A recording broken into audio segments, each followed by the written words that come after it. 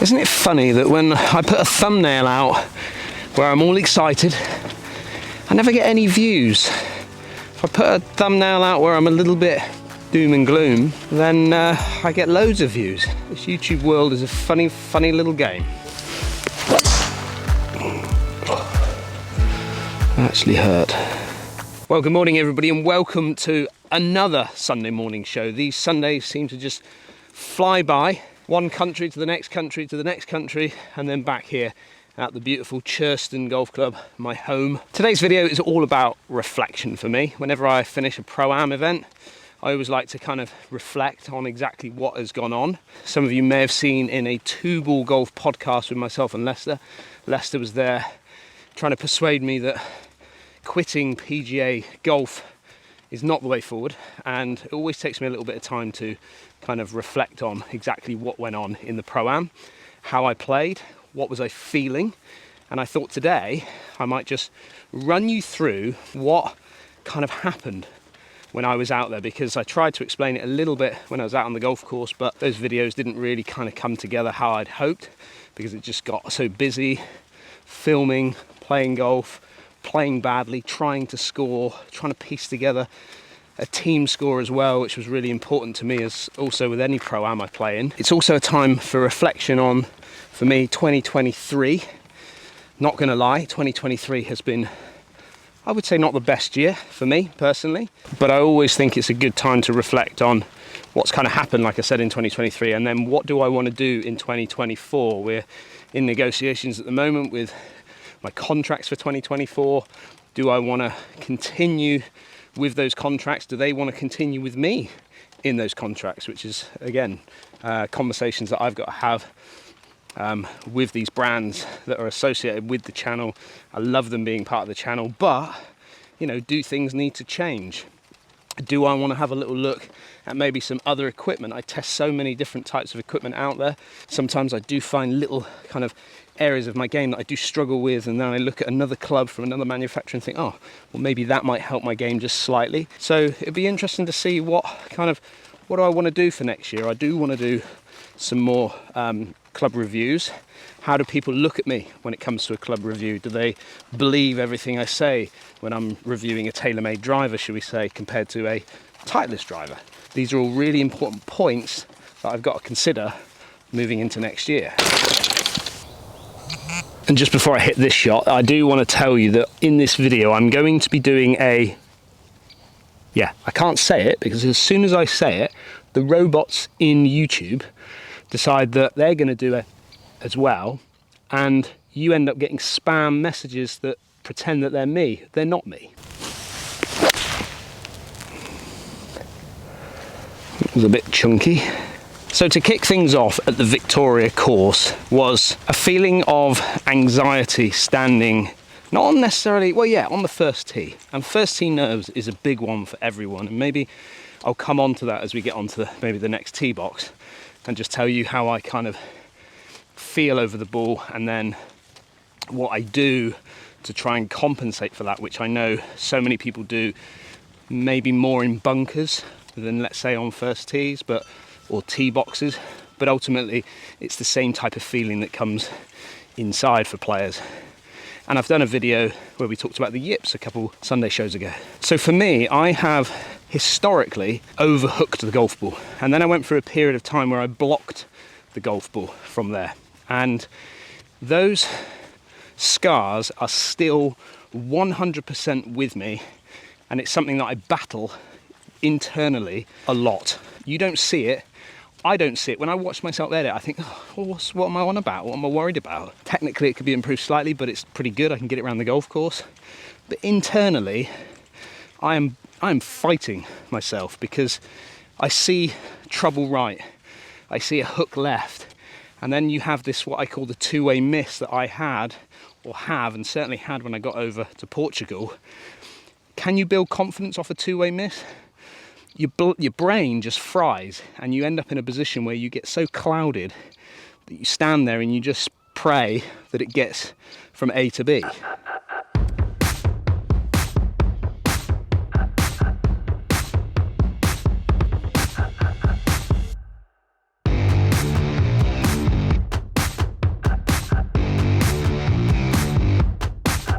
Do you know, I do often think if people really believe what happens with my putting and how many putts I actually hole around.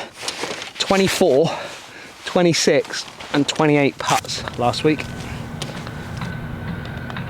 putt. Left half. Another bird.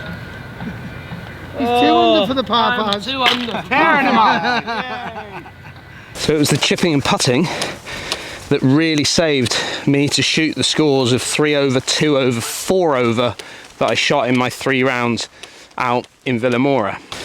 So, the nerves, what actually happens when I get on to the golf course, and then what actually happens to me when I'm actually out there trying to compete. And a lot of people, I feel that, especially in bunkers, they clam up a lot when they get in bunkers. So if you're feeling a little bit anxious or uncomfortable, you're going to clam up in any walks of life. And for those of you that go into bunkers, what I tend to find with lots of you is you stand too close to the golf ball, so you get closer and closer and closer to the golf ball. These are for people that struggle with bunker shots, tend to thin it or chunk it, or all those shots that we get in bunkers, or even shank it into the face. These are people that get way too close because they're anxious about playing the bunker shot. They're anxious about the result of the shot. And I'm completely the same, but not necessarily in bunkers, because bunkers is a part of my game that I enjoy actually playing. You'll find on par 5s, if I can't reach a green in 2, I'll go for the bunker because I feel like I've got a gooder? No, that's my sunglasses gooder. I've got a better chance in getting up and down from the bunker than I do off the edge of the green. So, but when I'm over the ball, when it comes to driver, I'm now looking, when I look down this target line, I am focusing so hard on my target. However, what I do also see is this two-way miss. I kind of almost like visualize me hitting those shots that go left and go right. So when I'm filming, I don't really feel nervous because there's no real consequence. However, when I'm putting a score together, that's when the consequence really kicks into my mind, and I just get really nervous about hitting 3 off the tee or losing the golf ball. So what I tend to do is I get over to the ball with all the great intentions of what I want to do, but then as I go to hit the shot, I then lean into the ball. So you'll find that I'll kind of get here and then I'll lean and I'll get ahead of the shot. And because I've done this for so long, I've actually trained my hands to be able to kind of collect the ball still from there. It comes out a lot lower, but I can kind of squeeze it down there. It's like that old get up down shot. And this is what happens. And when I'm really anxious, then that unfortunately doesn't sometimes save me. It does on occasions, but not all the time. So I got off to a really shaky start at Victoria. Started out with a steady par at the first, to be fair. The tee shot wasn't great, but my 3-iron got me into a really good position with my second shot in. Just left me a little 2-putt, and then I thinned my second shot into the first with my lob wedge. Oh. Again, I'm not overly comfortable at this moment in time hitting sort of shorter pitches into greens. It's something that's, again, under pressure. I just struggle with it a little bit, but I tried to rip a 60-degree wedge and thinned it straight over the back, short-sided myself, easy bogey. But really the damage for me in round 1 was massively off the tee, and the more I feared the tee shots, the more I kind of ran back to a very pat-pat kind of swing where I just literally nudged the ball around the golf course. And the issue with that is that I couldn't get to the par 5s. The boys were all looking behind me. My brother was out in front and he was looking behind me going, how are you that far back? And it's because I'm just literally patting it off the tee to try and get it into play so I can then have a shot actually on the golf course with my second shot. And the problem with that is that when you've got 4 or 5 par 5s in a round of golf, like you had on those golf courses, you're now 4 or 5 shots back because you can't get in there in 2, and you're now relying on your short game to save the day again.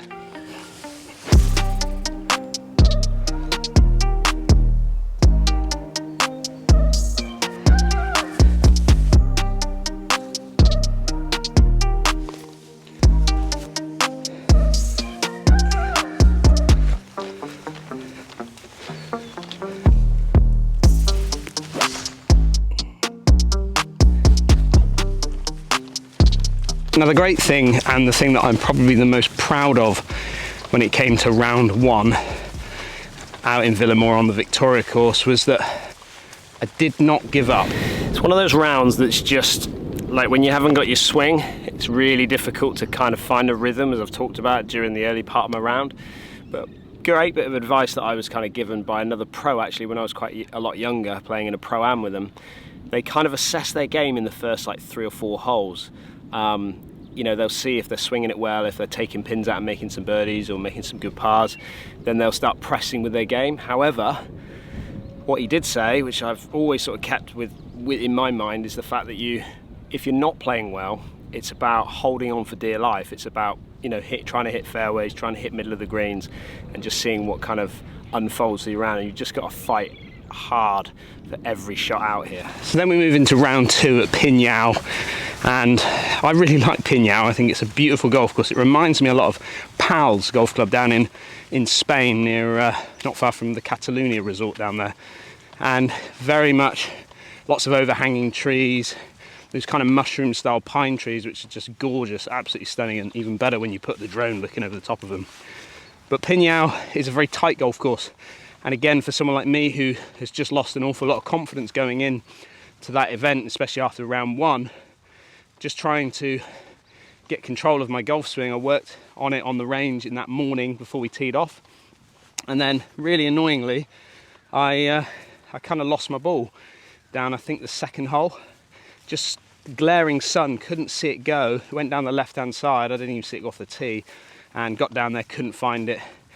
And again, I just battled my way around that golf course and disappointingly dropped a shot right on the last hole there. But to finish 2 over, again 3 over on round 1, then 2 over on round 2. So I was really happy, and again quite proud of myself to be able to finish that round at only +2, which for lots of other golfers out there, and certainly golfers like me in the past, back in my amateur days, I'd have shot 85, easily shot 85, because mentally you'd have just really beaten yourself up and not actually got a result out of the round, which to me is actually one thing that I've learned as a pro.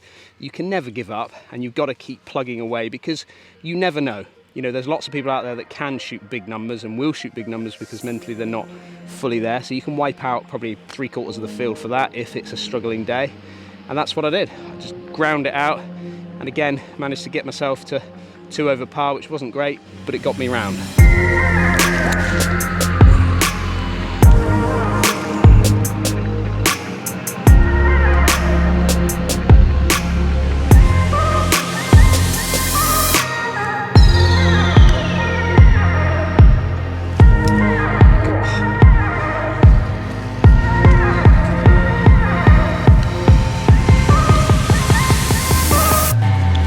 There they are again, the mower and the leaf blower. There's Ash, getting a bit of rough cutting in. And then I think that's Piney, getting some leaves blown out the bunkers.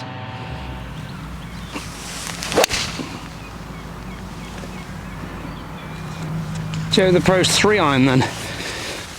How did it perform? Well, it actually did really well. I was actually really happy with it. I didn't use it lots. I must have used it maybe once or twice per round that we played, and for the most part it pretty much did exactly what I was hoping it would do. Did it fly a little bit lower? No, actually when I looked at it and I saw it ping out there, it actually flew a lot higher than I anticipated. Luckily for when we were playing, there wasn't a great deal of wind, so it was a really good club to go to, not just obviously off the tee, but that sort of 210, 215 yard shot. It really ticked the box really quite nicely for me. So thank you, Joe the Pro.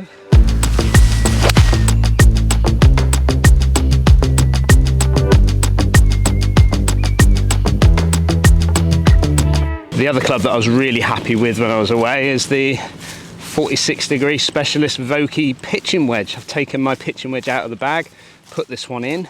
This is something that my brother's done for quite a while actually. He's never really played that much with sort of set wedges. He's always gone to something like this, and he always says that it gives him a little bit more versatility. Certainly chipping around the greens, you still get the ball speed, you still get the control that you get from full shots. Actually, for me personally, I feel like you get possibly even more control.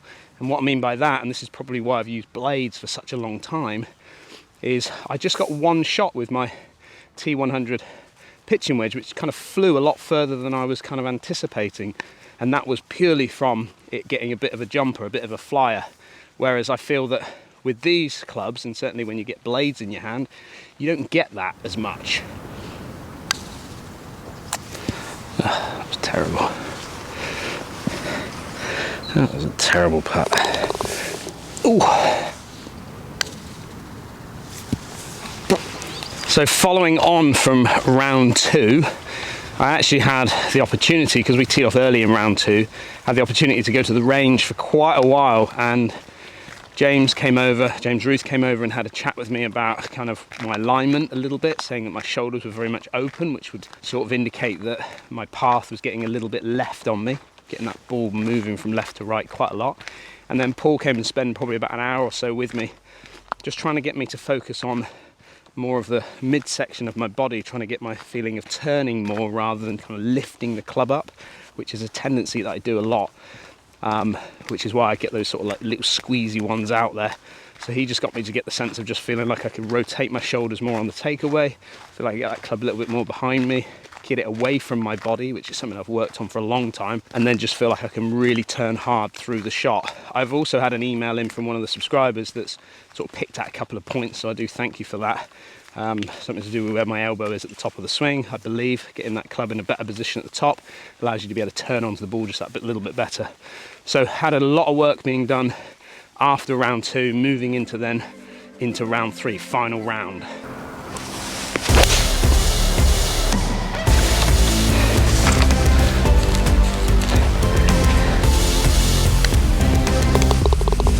So then I got onto the range the next morning with the boys, got up on there, nobody else around other than my team really, and hit it sideways, literally sideways. All that work that I kind of felt like I'd done on the range the day before with Paul, just felt like it just went out the window. And poor old Kev Moore was trying to help me, desperately trying to help me and get my alignment right. But I just, again, as soon as that happens, confidence just drops a little bit, and then it kind of turns into, right, I'm going to focus on this during the round and just kind of see what happens. Absolutely no idea where that went.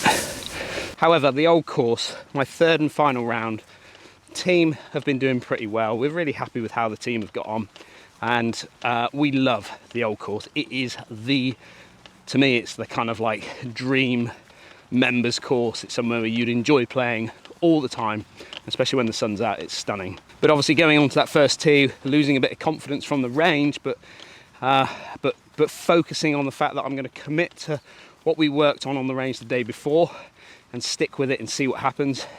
It took one shot on the 3rd tee, which went so far right. It was just lucky that there was 2 other holes the other side of the hole we were playing for me to have any wriggle room of keeping the ball in play, and I'm pretty sure it hit a tree and dropped down by the time it got to the 3rd hole across. And when you hit a shot like that, for me personally, those are the shots that I have feared. The Big Miss. I don't know if you've ever read that book, but Tiger Woods' Big Miss, and that's my big miss, and that's the one that really shakes me when I'm playing golf, and I can't move away from it once I've hit it, which is such a shame. So then the end result is you kind of run back to old swings that kind of get you around the golf course, lose your power, try and get it around the golf course as best you can. I got it to 6 over par at one stage and the head was completely gone. And then again, I would say pretty much like I was for the rest of the other rounds, the other trip, I was quite proud of the way I finished, because I managed to get it back to, I shot 2 under par on the back 9 and managed to get it back to 4 over, which it's respectable, isn't it? You know, lots of people out there that want to shoot, would love to shoot 4 over par, but ultimately when the player that wins the event is shooting 22 under par for 3 rounds of golf and you're shooting 9 over, it does ask a few questions.